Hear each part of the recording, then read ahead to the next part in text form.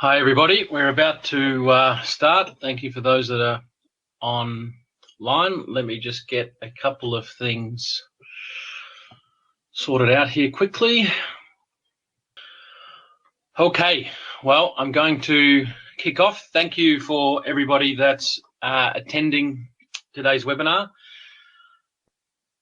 With a number of my presentations, often mission is something that has quite a bit of conflict. When I say organizations need to have good missions, often everybody says, yeah, we have a very engaging mission. A lot of the missions I see out there are more what we describe as sort of external facing missions. They're more marketing orientated missions. And hopefully today I'm going to share a framework on why we think it's great to also have the external mission, so to speak, but a view on an internal mission that helps companies survive in the long term. So just as a quick introduction, on the Adizes Institute, it's a global organization that has worked with many governments, many large organizations, all the way through to small startups for nearly 45 years, is ranked as one of the top 10 best consulting organizations by Leadership Excellence Journal, and has serviced thousands of organizations. It was started by this gentleman. Bit of delay with the internet. He's about to pop up, a gentleman called Dr. Ishak Adizes. He's written over 15 books in 24 languages, 18 honorary doctorates. Again, has worked with presidents, prime ministers, all sorts, and is a very clever man that has put together a lot of these things almost 50 years ago, and then it's been developed each year as the time goes on. A little bit about me. I'm Don McKenzie. I'm the Managing Director of the Adizes Institute in Australia. I work with business owners, executives in both the private and public space. And I come from a background of a range of different experiences that sort of led me to Adizes quite some time ago. And I found that I loved working with companies, helping them implement this stuff, and doing webinars is one of those things. So thank you for joining us today. So I might just start with this concept of surviving is quite difficult. Why do the majority of companies last or are successful for a period of time and then disappear? That's not to say every company. There's a number of companies that are sort of 50, 80, 100 years old, but in terms of percentage of those companies, it's a very small number. And here's a few stats that I found online. Between 1955 and 1994, of companies that had been in the Fortune 500, only about 30% had survived, and new firms made up about 70%. Take the period of 95 through to 2016, so essentially half the time, there's actually been close to double the change. And so companies are not only finding it difficult to survive long term, they're surviving a shorter period of time. And another little stat that I found, the average lifespan of a company that's in the S&P 500 has decreased from 67 years in the 1920s to now only 15 years. Now, people on this webinar are not going to be in the S&P or Fortune 500, but the stats are the same. When I look at a lot of companies, they're successful for a period of time, and then they disappear. And some of the well-known examples, people like Kodak, Dick Smith, Blockbuster, even Toys R Us, more recently, they were successful for a period of time and then they disappeared. And so I thought we would just quickly start today with why organizations disappear, because what I'm going to do is put forward a case of why the mission needs to be linked to this particular issue. And if you can link the mission to this particular issue, then you're going to set up an organization that can really survive for the long term. So firstly, where does everything sort of start? It starts with change. Anybody that's heard me present or seen this will have seen this a number of times. I'm going to go over it again quickly. But change is what creates our problems and our opportunities. Once we have problems and opportunities, we need to manage them. Managing is really just deciding what to do and then implementing that decision. And then implementation creates more change. And so at the very basic level, Kodak, Dick Smith, Blockbuster, Toys R Us, any company that was here for a while, successful and disappeared, they didn't manage this change loop. Change occurred in the market, in technology, in customer preferences, whatever it might have been, and they were not able to decide what to do in light of that change, and they were not able to implement it. And whether you're a big billion-dollar company, whether you're a 100-year company, whether you're a 2-year-old company, ultimately, your ability to manage this change loop is what's going to determine your ability to last in the long term. And so what stops us from managing this change loop? Why can some companies be successful for a period of time and then become not so successful? Well, as people have heard before, it's a big part of it is destructive conflicts. When there is destructive conflicts that get in the way of being able to decide what to do and implement that decision, we get a slowing down of the ability to manage. So what are some of those conflicts? Well, there's a conflict of styles often in an organization. If you have lots of people with different styles and you haven't harnessed those differences, when you're trying to get together to work with people on managing this change loop, if there's conflict in styles, that's a big problem. Conflict of interests. It's very hard in the short term to get a win-win. Often there's a way of getting a win-win in the long term, but in the short term, it's quite difficult. And so often what shareholders, especially with older, longer term companies want and what staff want and what the market wants and what's in the best interest of all those different parties, if there is an alignment there, you get an issue in this change loop. There's an issue in deciding what to do and implementing that decision. Decisions need sort of a complementary team. They need everything looked from a certain angle. They really need broad experiences and they need broad all sorts of different aspects. But when it comes to implementation, that's a totally different environment. We can't have everybody sitting around talking about it, not getting things done. And so there becomes a conflict between deciding what to do and implementing it. A lot of companies are incredibly good at deciding what to do. They're just rubbish at getting it implemented. And as companies age, they also tend to, just like in the human life cycle, problems and opportunities come up. We can talk about it, but if we can't implement it, and aging companies ultimately find that their implementation gets slower and slower, there becomes a conflict there and our ability to manage sort of decreases. There's conflicts in the roles of management, roles being, short-term, long-term, effective and efficient. If you haven't found a way to balance and sort of work out long-term and short-term and effective and efficient, again, managing this change loop is a problem. There's different perceptions. When you read the Kodak story and you read the Blockbuster story as to why they disappeared, people inside that organization perceive technology in different ways. There were people that saw in Kodak's situation that digital was going to be the future, but other people perceive that sort of the internet and digital was going to be a fad. In Blockbuster's case, the same thing. This whole internet streaming, they got caught. Toys R Us is a prime example. There were perceptions in there about the whole internet procurement. They really didn't think it was going to be a big thing. So in early 2000, they made the decision to give all of their internet procurement to Amazon, which allowed Amazon to get an amazing foothold, amazing amount of volume. And we all know the story. Conflict of definitions, that one's a fairly simple one, and conflict of values. And so when you look at these different conflicts, managing this change loop is difficult. And so companies that have been around for a long time, what they've actually been able to do is manage change. They've been able to deal with problems and opportunities.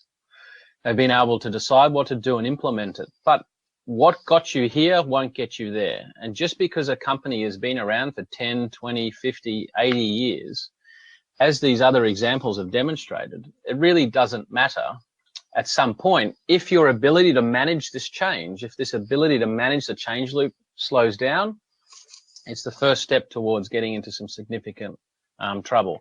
So I'm not going to harp onto these issues too much now.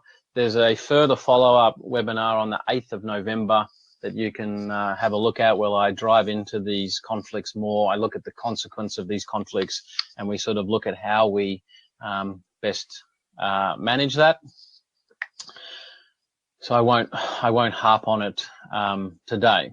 And so, notwithstanding change creates problems we need to manage, we've talked about this conflict. The conflict can either be destructive if we do nothing, or it can be constructive if we do something. Anything in life requires us to do something in order to get a positive result. Very rarely can we just sit on our hands and do nothing, because doing nothing is often just allowing time to go by. Time equals change. Change by its very nature is destructive. And so we have to do something. And that something is sort of looking to build the culture of mutual trust and respect, which people have heard me talk about before. Again, that webinar on the 8th of November, we'll drill into this a little bit more. Today is more about creating the mission. I promise I'm getting to the point, but it's just important to understand these aspects.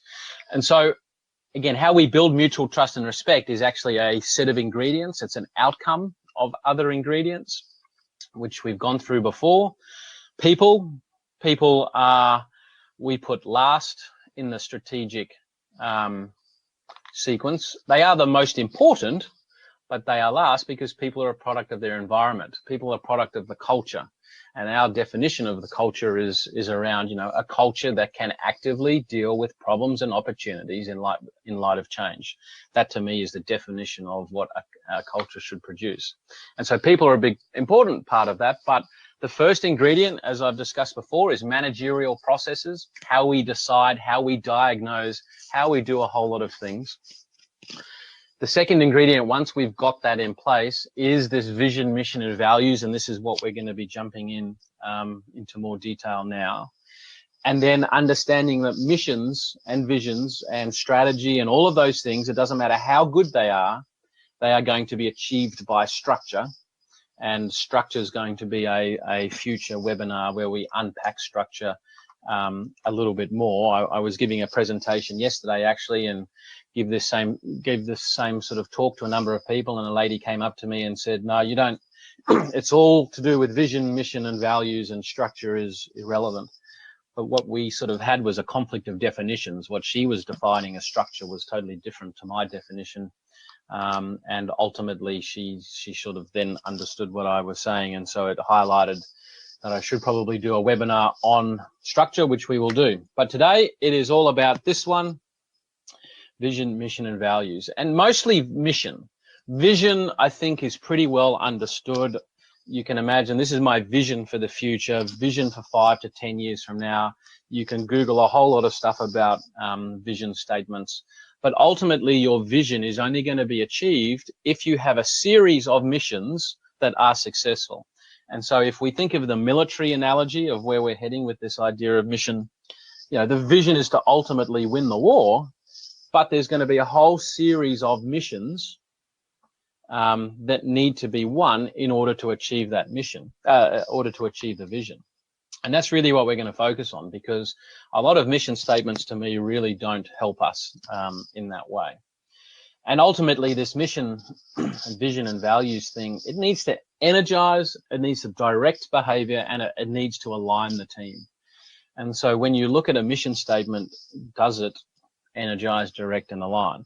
So let's just have a quick look at a typical example. I don't think this would be any different to a lot of them that are out there. This one is to provide superior quality healthcare services that patients recommend to family and friends, physicians prefer for their patients, purchasers select for their clients, employees are proud of, and investors seek a long-term return. That's the kind of mission statement that I often see. It's the kind of mission statement that I spent huge amounts of money constantly in my organization hiring external consultants who would say you don't have a mission statement and we'd have to put together this thing, and a similar kind of stuff was put together.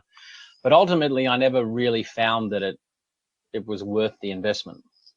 Because if we agree and sort of subscribe to this idea of why companies disappear, because change is creating problems and opportunities, and as long as they can manage them, they're fine. But as soon as they can't manage those problems and opportunities, they can't decide and they can't implement, they start to age and then they die. The problem is with this mission statement is how is that linked to this core underlying issue? How does this help an employee at any part of the business understand this change loop, the problems and opportunities, the management, the deciding, the implement?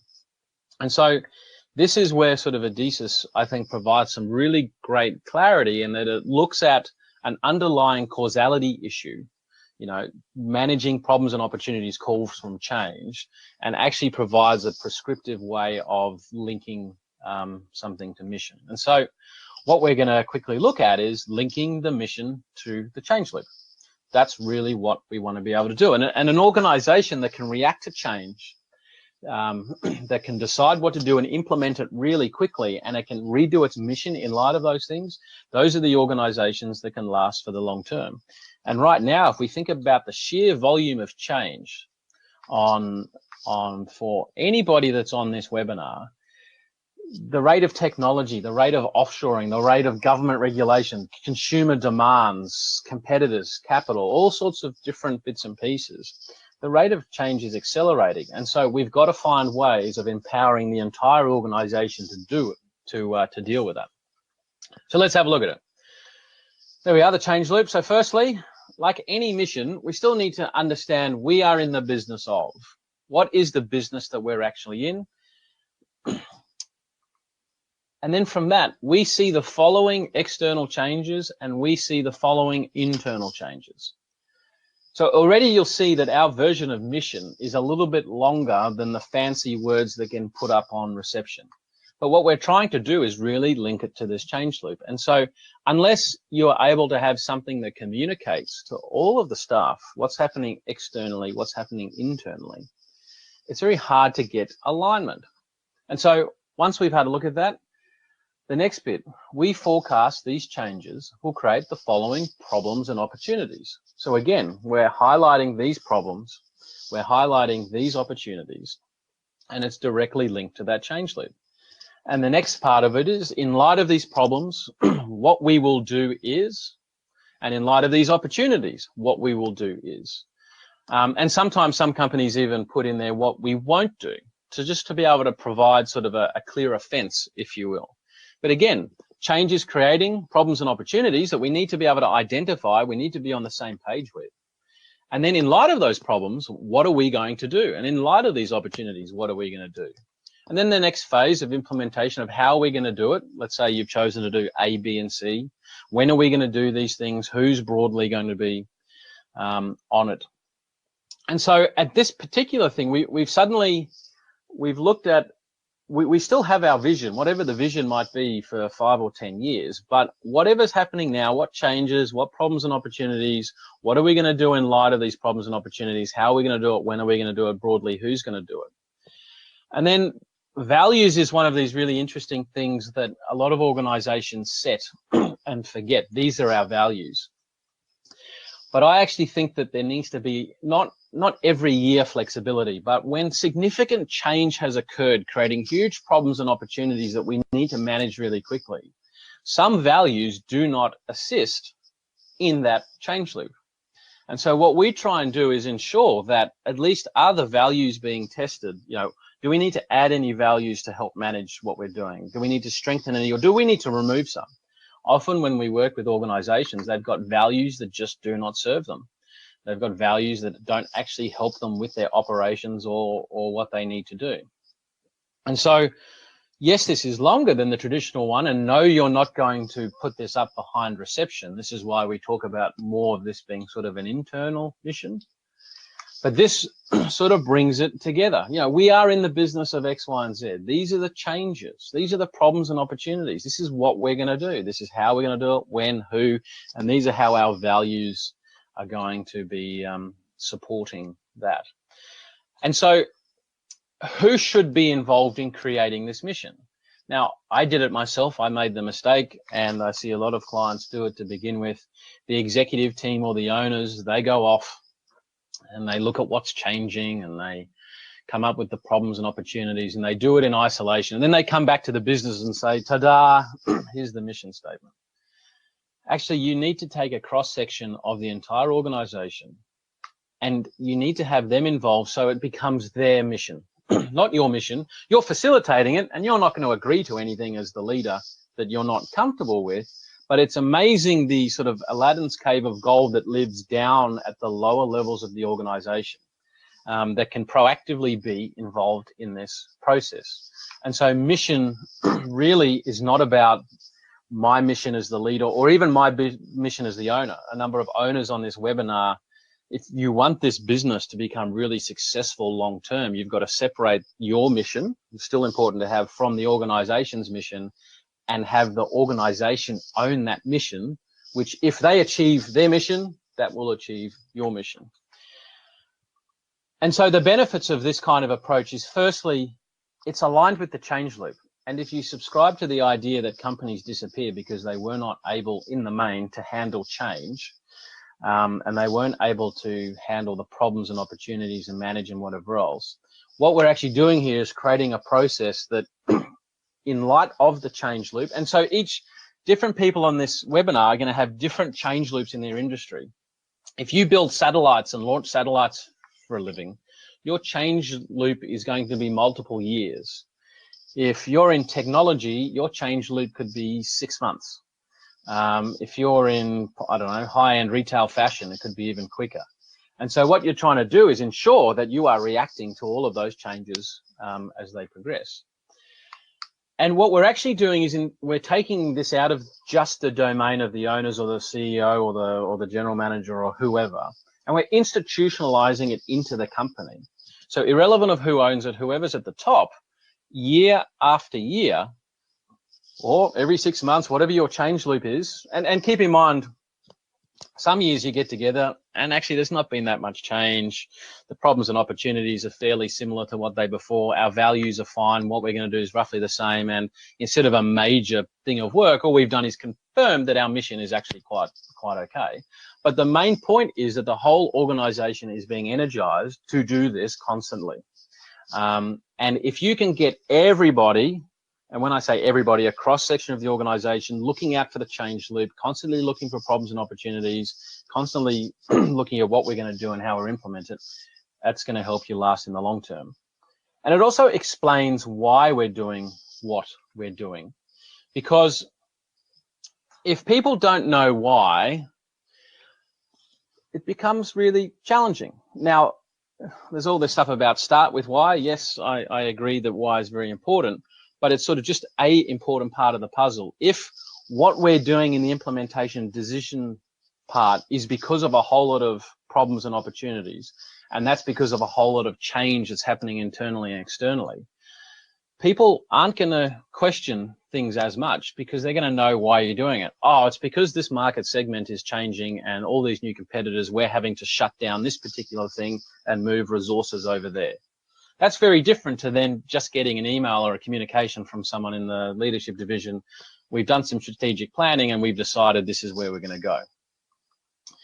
And then finally, it gets the CEO and the receptionist all the way down to the receptionist on the same page. Because again, if you think about all the different conflicts of definition, conflicts of perception, implementation, all of that, we need this thing to align activity. In the military example, if the mission was to go and take sort of an enemy position up on the hill, if everybody had a different view of what they're going to do, how they're going to do it, and they're not working as a cohesive team and all that, you can just imagine that would be a nightmare. And so the CEO, the owners, the board, all the way down to the receptionist need to be on exactly the same page of why we're doing what we're doing, what we're going to do, how we're going to do it, when we're going to do it. And something like this, especially when you've used a complementary team across the organization to put it together, if I was to walk into the organization and ask the receptionist broadly, what's the mission? it should very much match the CEOs. And if it doesn't, you're going to have a real disintegration in there. And so that's sort of a framework, but I'd like to go through, when do you do an organizational mission? Because as you know, with a lot of things in life, if you do the right thing, but at the wrong time, you get even more failure. And whilst a mission is one of these things that I think we have some value to add to people, and that's why I put on this webinar, you've got to be doing it at the right time. And you have to follow the correct sequence. And the correct sequence is not to start with mission. And so I apologize that I've brought you into a webinar to tell you the thing that I've just showed you to do, not to start there. But if you do start with mission, and I'll explain why in a minute, you're going to create yourself some challenges. And so if we go back to the sequence, what is the first thing in the sequence? The first thing is actually managerial process. And that, our definition and some of the headings that comes under that is, you know, have you been able to harness all those conflicts that we talked about before? Are you able to diagnose problems and opportunities without people getting upset or killing each other? Do you have a good, rigorous decision-making process that allows different ideas and styles? Do you have implementation processes to ensure that stuff gets implemented? Because if, you know, why wouldn't we do mission first? If we think of this change loop and all of these conflicts and all of these different issues around deciding, implementation, reacting, have a look at this mission structure, or even any mission structure. I mean, the amount of conflicts that are I can see that it's not on the page. Just hold on a moment. There you go. The amount of conflicts that can arise. Imagine getting a group of people together where you don't have managerial processes to harness all of these conflicts and try and get them to agree on what's the external changes, what's the internal changes, what are the problems and the opportunities, what are we going to do? There's a reason why companies don't do this stuff without the right processes, is because it just turns into a nightmare. So the sequence is, first, let's get that stuff in place, then move to the mission. And so how do you know when you're ready for mission? Well, again, in other presentations and through the path to peak performance one on the 8th, I go into it a little bit more. The managerial processes at a high level really start with the following things. Are you able to identify your operational problems and opportunities? Can you then categorize those into a manifestation and a cause and a symptom? Because if you put energy equally into things that are manifestations or causes, given that manifestations will never go away until the cause is dealt with, you end up wasting a lot of energy. And the problem with manifestations is they're generally the first things and the easiest things to see. I got lots of conflict. My sales are decreasing. My clients are not happy with our services. And so what normally happens is we go and try and arrest those things. We try and solve them really quickly, but they're actually caused by a whole lot of other things. And so you better have that understood. Even once you've characterized them, you have to prioritize. What's normal, what's abnormal, what's fatal. Those that have seen the life cycle webinar will understand more about what that means. But again, putting effort into stuff that's normal versus abnormal is a huge waste of organizational energy. And then finally, once you've prioritized, you need to resolve. Then you've got to go and do that all again. And so ultimately, this cycle first starts off quite slow and cumbersome, and all those conflicts come to the top. But the whole idea is that we get faster and faster and faster, and the company gets really great at being able to identify little problems, categorize, prioritize, and then resolve them. That's when you are ready for the mission. Because if you don't have those things in place with your organization, trying to go to a big ticket item like mission is just a problem. If a team of people cannot agree on some very basic things really quickly, it's like if you wanted to be the world's strongest man. You don't go to the gym and start lifting a 500-kilo weight. If you do, you will at very least get tired and bored because nothing will happen, or you're going to hurt yourself. And things like mission and structure and strategy and rewards are those 500-kilo weights in organizations. What you want to do is you need to start with the 1-kilo weight, then the 2-kilo weight, then 5, then 10. You've got to build your way up. And so being able to if you don't have ways of really identifying, categorizing, prioritizing, and resolving in a systemized way that harnesses all those conflicts, trying to get a group of people together to redo a mission that they care about and will adhere to can kill your business, because people just end up warring. They can't get alignment, and that was a waste of time. We're never going to do that again. And so that sort of, I think, is illustrated by this little chart of, we're here today somewhere. We're just sort of wherever we are, and we want to move to a new mission in the future, some future point. And often what we'll do is we'll plot out, these are the things we need to do by when to go through and try and achieve those things.